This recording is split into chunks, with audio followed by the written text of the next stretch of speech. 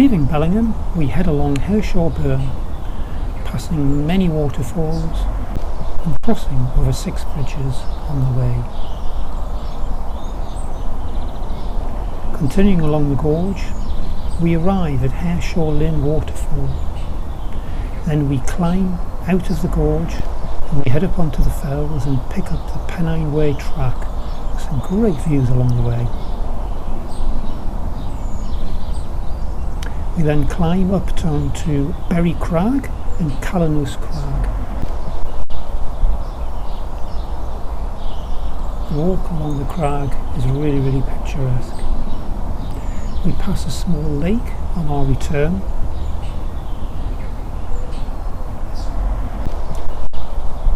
And then we head over Highstead Hill on our return leg, before passing through Blacklaw Farm and our arrival back in Bellingham.